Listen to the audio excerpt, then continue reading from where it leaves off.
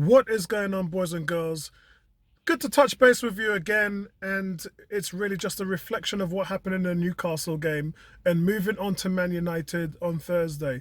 So, a couple of things that we have to understand and talk about, and again, we've all been talking about this in the forum and we've been talking about it on the streams, and I'm going to address that right now in this video. But before I do, I want to say I did shoot my video game day vlog. I did shoot it, but what happened, I was racing home to get back to speak to Tony and you guys and join Vinci and do my player ratings. So because I kind of covered my thoughts on the whole game and gave my player ratings, I just thought, what's the point of me uploading my vlog? I know it's nice to see me break down halftime, and normally what I do say at halftime is sort of what the adjustments are on the field. So it's a really good way of seeing me sort of pace my way through at the Emirates Stadium. But because I came home on a Saturday night, I felt it wasn't worth me actually doing that, right, because I had already addressed my thoughts and my feelings.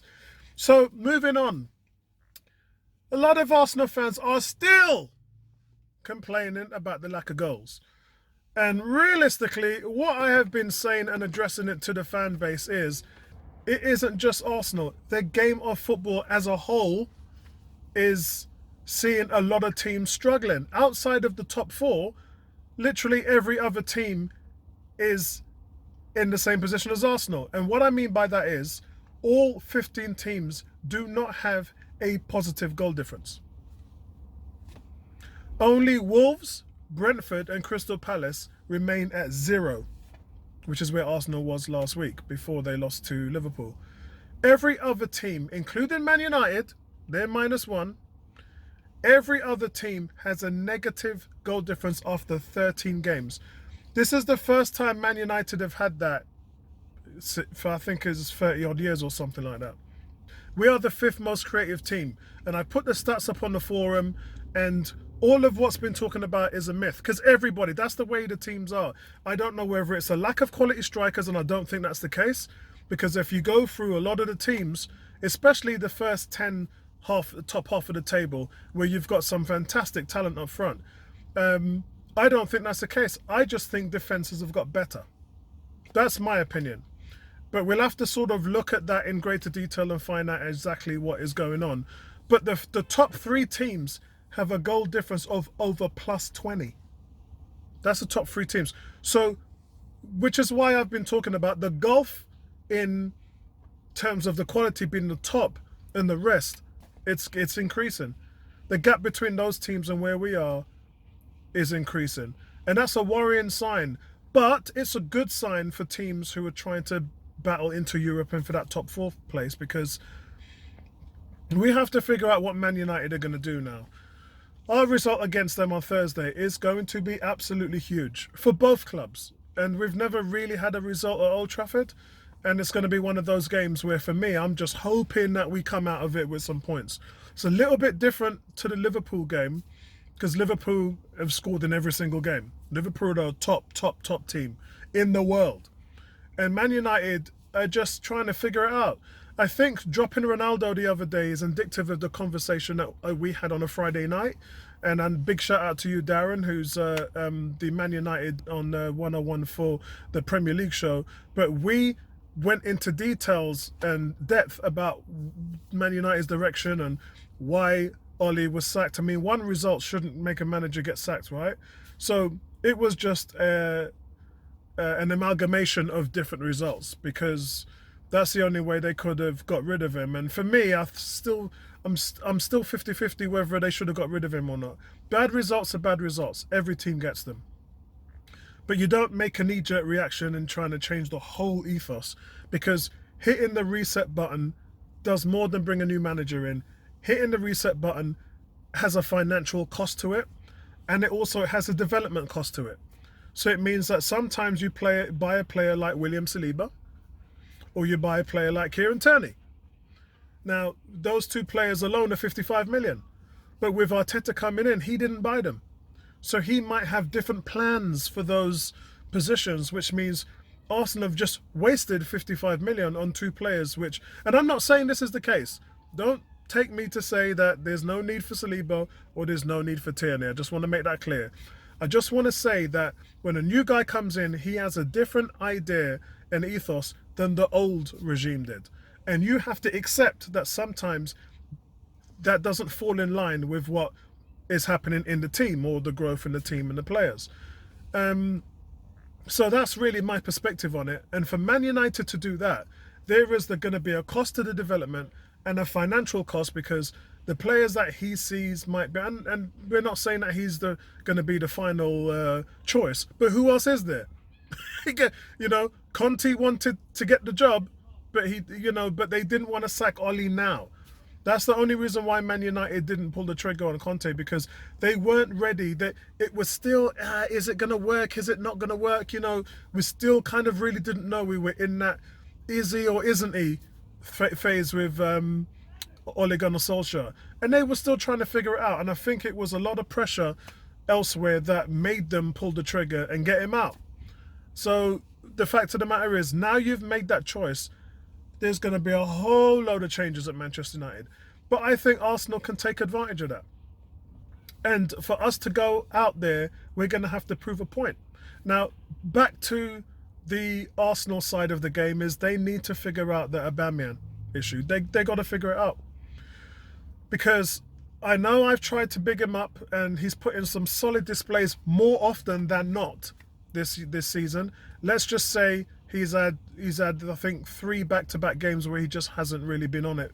And in those games, we took the goal away from Martin Odegaard because he was so hungry. He's missed a penalty.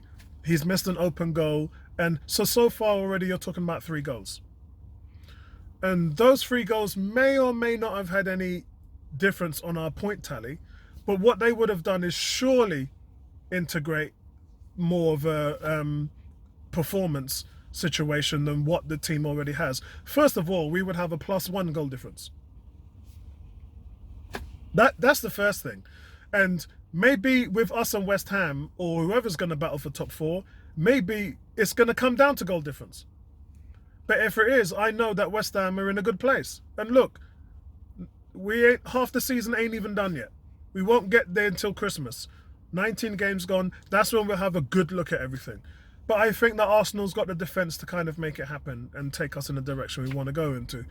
But something has to be done with Aubameyang, because I like when he works hard, and he has been working hard, and his heart's in the right place. But sometimes when you're on that kind of form, it takes a lot out of you. And if you've got ready-made players coming in like Martinelli or even Lacazette, last season Aubameyang was benched and Lacazette was playing. So one has to ask, why isn't that the case this season? Well, the reason why that's not the case is because one is contracted, Aubameyang, and the other isn't, Lacazette. So you could lose a Lacazette in January. And this is the reason why I said we had to find some way to integrate Martin Odegaard, because those are our players. Those are players that will be a part of the process. They are our future. Trying to invest and play someone who isn't a part of our future and may be gone in 2 months is kind of not the solution. Because if you're heavily dependent on a Lacazette, and he leaves in January, then what are you going to do? That's the problem. So this is why you have to try and integrate the cohesion and make it work between the 11 players so they can find their synergy and then increase the performance levels. So I get that Arteta's trying to weigh it all up and try and find that balance in order to get the performance right and to get the right result. And that's a tough thing to do in his spot. But I think the right thing to do, in my opinion, would be to sit Aubameyang in the Man United game and either start Lacazette at the point or start Martinelli. You've done really well in rewarding Sam B for his performances, Nuno Tavares for his performances. You've also stayed with Tomiyasu. So you've done a really good job in empowering the young players, including Aaron Ramsdale. God knows, we all know Leno ain't getting back in the team anyway. But my point is that if you're doing it with those players and empowering them and giving them kudos for their performances, you have to do that with Martinelli, because he can't grow beyond that without you doing that. Martinelli cannot advance to the next level if you don't empower him. So I would love to see him start against Man United. And you know what? If he plays well, then you've made the right decision. If he doesn't play well, then at least you've given him the chance. Yeah, am I wrong? So I think in that respect, we have to kind of go with the team. In my opinion, I think I would definitely do that. I'd probably stay with the same 11, but I would bring in Martinelli. I would keep on giving Odegaard the chance as well. You've got to fire this guy up. You got to get this guy fired up because he was your big summer signing. He was the one that you was betting everything on. And he's the one player out of all the signings that's not really switched on yet. All of them are switched on. All of them are banging it out, game in, game out. And he's the one that's kind of struggling. So you have to get this guy's talent on board. So I think that I would leave Lacazette on the bench again and I would start Odegaard against Man United. But I would definitely bring in... I know it makes the team younger and I know leaving Lacazette and Aubameyang, both of them out of the team, might have an impact on the team. But then you got them both to come on from the bench. And, you know, fair play, but Lacazette's contract is out this year. Aubameyang's contract is over the year after. So figure it out, man. You got to start figuring it out. What do you guys think? That's the most important thing. Leave your comments in the comment section below, and I'll speak to you guys in the next one. Peace out.